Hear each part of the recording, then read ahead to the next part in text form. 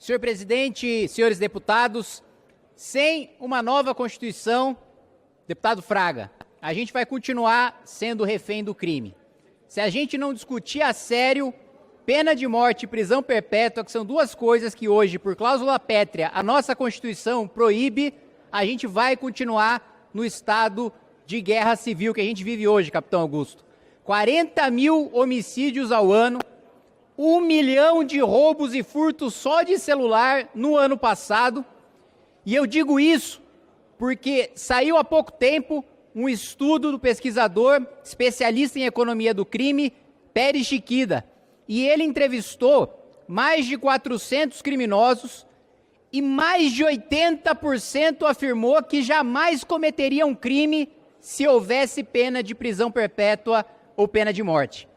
E aí alguns colegas podem me questionar, como eu mesmo já me questionei no passado em relação à pena de morte. A gente confia no judiciário brasileiro para aplicar essa pena? A gente pode manter o sistema que nós temos hoje de júri popular. Não ficamos reféns do arbítrio de um juiz, mas a gente submete de maneira criteriosa para que seja a própria população julgando os seus iguais, como já acontece hoje com homicídio. Mas a nossa Constituição, e está faltando 3 minutos no meu tempo, presidente, a nossa Constituição não é só um fracasso na segurança pública. A nossa Constituição é um fracasso econômico, é um fracasso social, é um fracasso institucional. Em todos os setores que a gente observe nos últimos 40 anos, o nosso país ficou para trás comparado com outros países em desenvolvimento, com outros países pobres, que eram mais pobres que o Brasil, que tinham mais analfabetos do que o Brasil, que tinham educação pior do que a nossa, que tinham a saúde pior do que a nossa. Olha o exemplo da Coreia do Sul. Nós éramos mais ricos, nós tínhamos mais proporção de pessoas alfabetizadas do que a Coreia do Sul. Vamos nos comparar com eles hoje. Nós somos uma piada. Não só eles, todo o Sudeste Asiático, outros países que fizeram a lição de casa. Mesmo se a gente olha para os nossos vizinhos, para quem está próximo da gente, o México, o Paraguai, o Uruguai, apanhamos de todos eles na economia, no social, na segurança pública.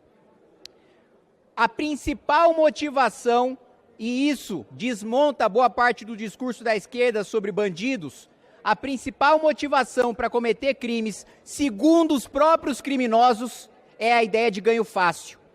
A segunda principal razão é a ganância, segundo eles próprios. E você sabe o porquê? Não só pela impunidade, 80% é a chance de você cometer um crime e não ser preso no Brasil. 80%.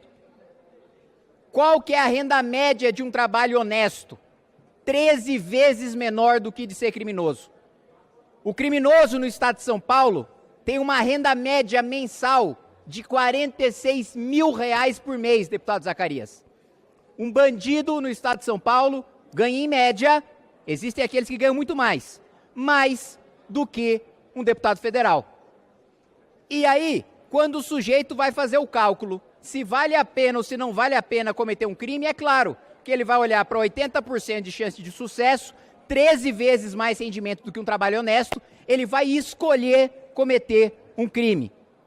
Mas mais do que isso, a gente precisa reformar, a gente precisa escrever uma nova Constituição e por isso eu proponho um plebiscito para consultar a população sobre uma Assembleia Nacional Constituinte, sobre a permissão de previsão de pena de morte e prisão perpétua. Mas mais do que isso, a gente precisa reformar as nossas instituições. Mesmo esta Câmara dos Deputados, não é justo, não é correto que nós mesmos, deputados, votemos o nosso próprio salário.